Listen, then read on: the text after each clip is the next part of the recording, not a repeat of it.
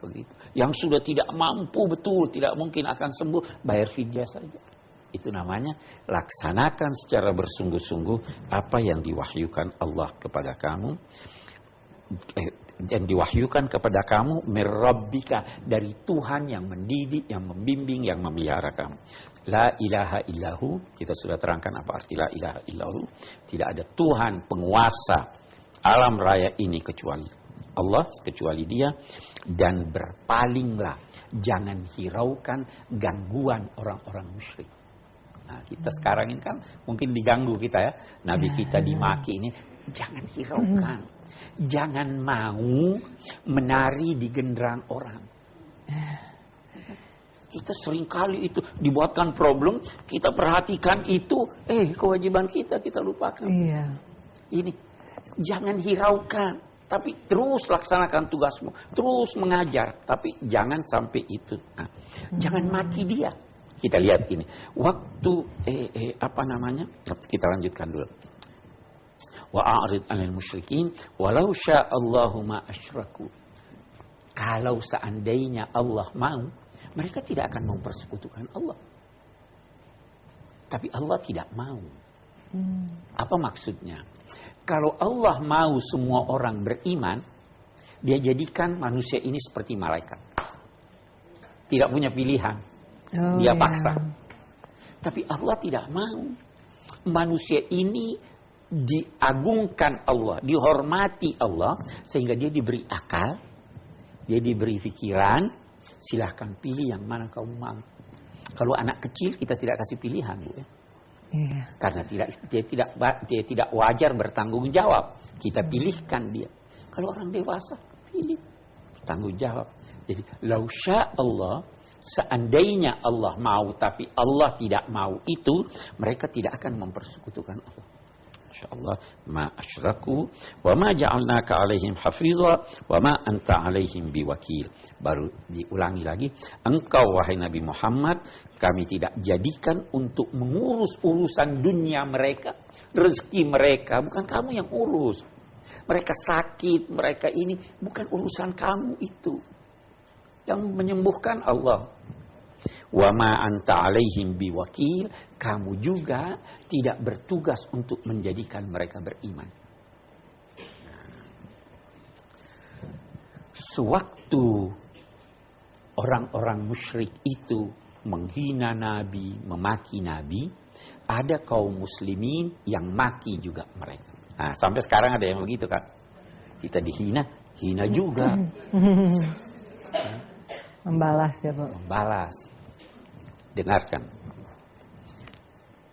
Wala tasubbul ladzina yad'una min dunillah fayasubbullaha adwan bighairi ilm.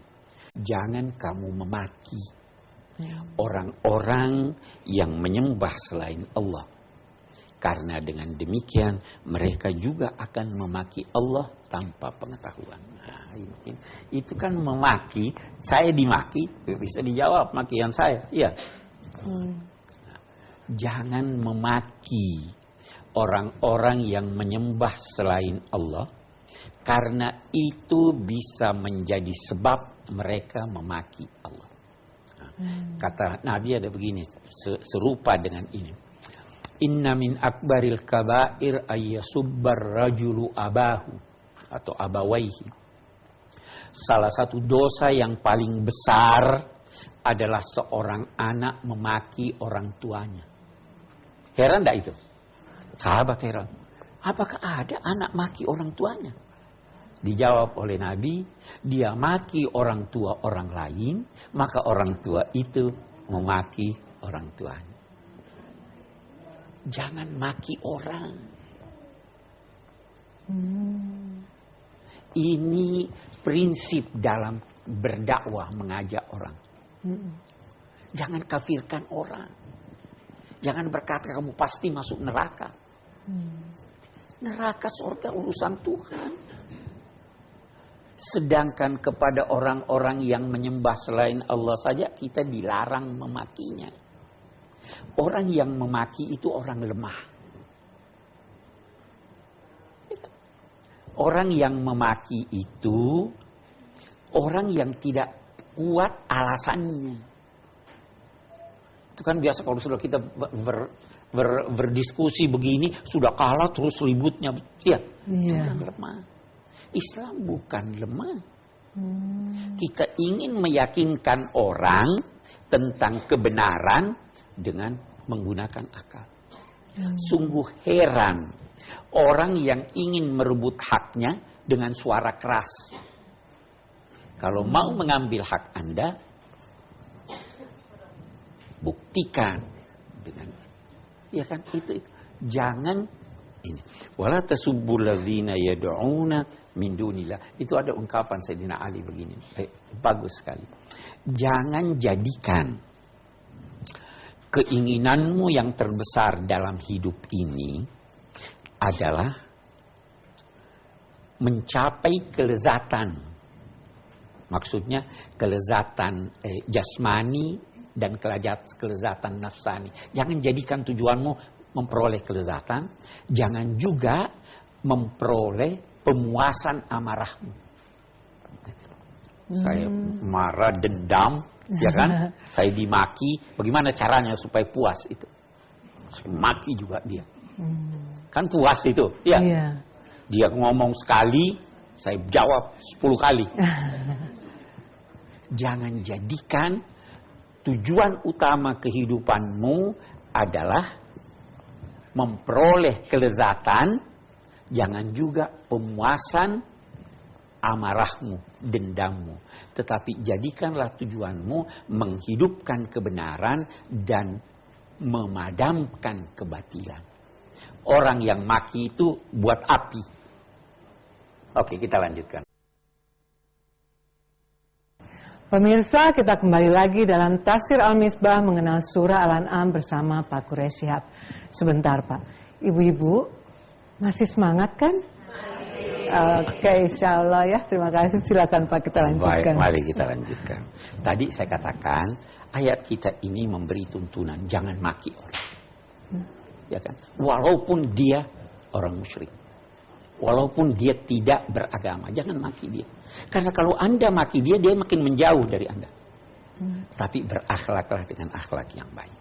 Buktikan kebenaran Anda melalui argumentasi.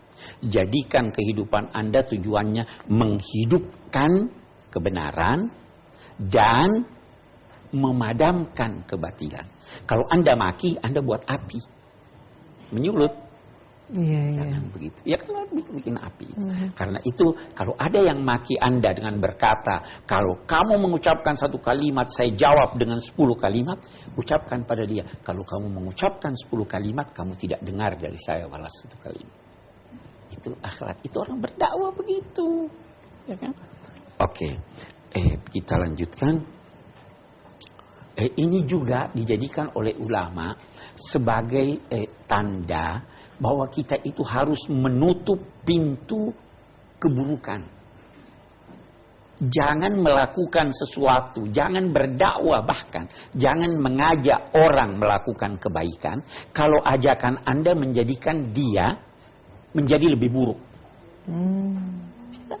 Saya ada satu anak, satu orang misalnya, dia durhaka pada orang tuanya, saya nasihati kamu ini. Terus dia bilang, saya mau bunuh orang tua saya. Tidak usah nasihati.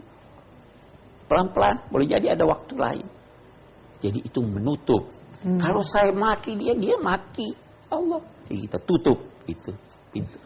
Ini perlu kita perhatikan karena sekarang kan ada yang banyak kan yang maki kita itu boleh jadi dia.